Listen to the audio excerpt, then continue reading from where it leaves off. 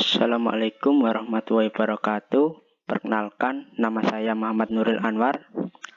NIM saya 201171710040 dari Prodi Manajemen Rekayasa Universitas Internasional Semen Indonesia. Kali ini saya akan mempresentasikan analisis pengendalian kualitas produk dengan menggunakan Statistical Processing Control pada PT Bosowa Media Grafika Tribun Timur.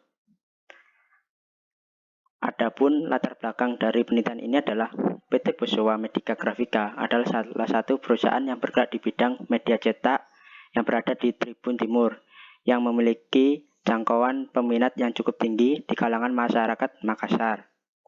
Oleh karena itu, kualitas merupakan salah satu faktor yang penting yang harus dijaga oleh PT Bosowa Media Grafika untuk menjaga daya saing dan kualitas serta loyalitas terhadap konsumen.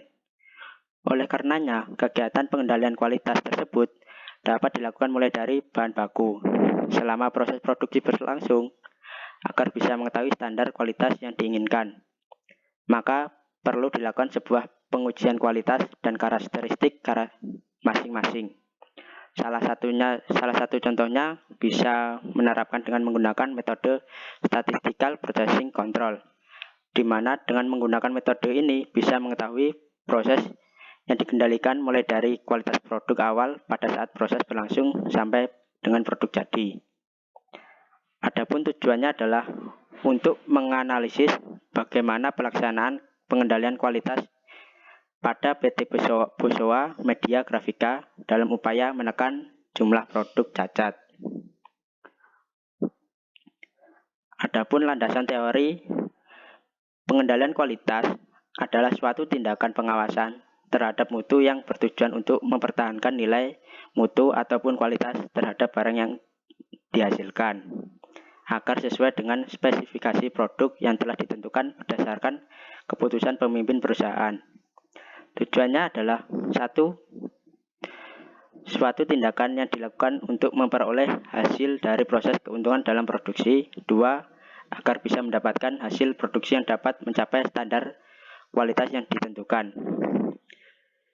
Statistical Process Control adalah suatu metode pengumpulan data dari proses produksi dan konsep manajemen yang dapat digunakan untuk mendapatkan efisiensi, produktivitas, dan kualitas untuk memproduksi suatu produk yang kompetitif dengan tingkat yang maksimum, di mana Statistical Process Control melibatkan penggunaan signal-signal statistik yang digunakan untuk meningkatkan performa dan untuk memelihara pengendalian dari produk yang pada tingkat kualitas yang lebih tinggi. Adapun langkah-langkahnya yaitu adalah pertama, mengumpulkan data proses produksi. Pengertiannya adalah data yang diperoleh dari perusahaan terutama data produksi dan data produk rusak, kemudian diolah menjadi tabel secara rapi dan terstruktur. Hal ini dilakukan agar memudahkan dalam memahami data tersebut hingga bisa dilakukan analisis lebih lanjut. Kedua, membuat histogram agar memudahkan membaca dan menjelas data dengan cepat. Maka data tersebut perlu disajikan dalam bentuk histogram yang berupa alat penyajiannya data secara visual dalam bentuk grafis, balok yang memelihara distribusi nilai yang diperoleh dalam bentuk angka.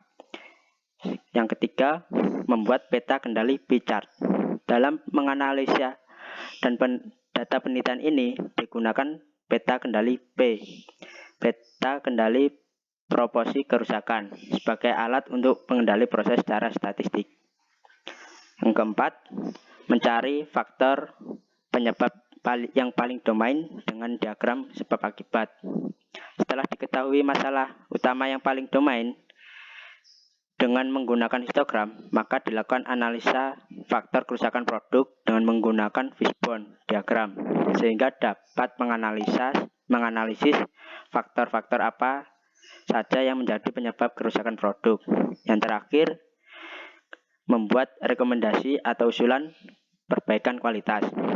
Setelah diketahui penyebab terjadinya kerusakan produk, maka dapat disusun sebuah rekomendasi atau usulan tindakan untuk melakukan perbaikan kualitas produk.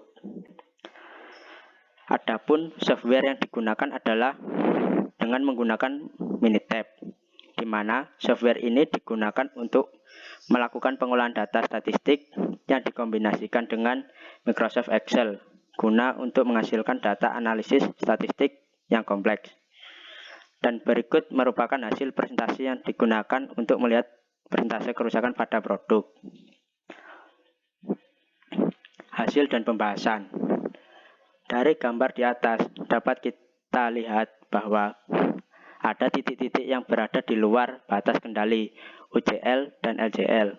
Terdapat 18 titik yang berada di luar batas kendali dan 13 titik yang berada dalam batas kendali, sehingga bisa dikatakan bahwa proses tidak terkendali.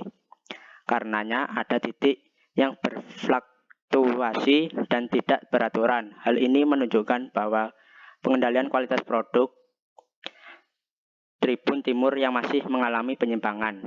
Oleh sebab itu, maka diperlukan analisis lebih lanjut mengapa penyimpangan ini terjadi dengan menggunakan diagram sebab akibat fishbone diagram untuk mengetahui penyebab dari penyimpangan atau kerusakan yang terjadi pada produk.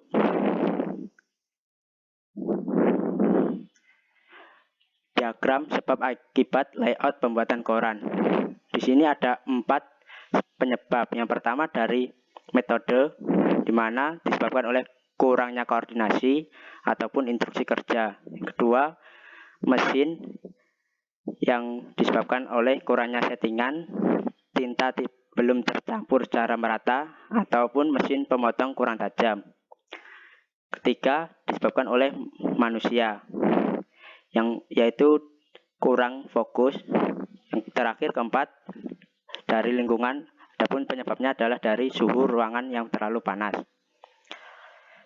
Kesimpulan, berdasarkan hasil peta kendali P-chart dapat dilihat bahwa ternyata kualitas produk berada di luar batas kendali yang seharusnya.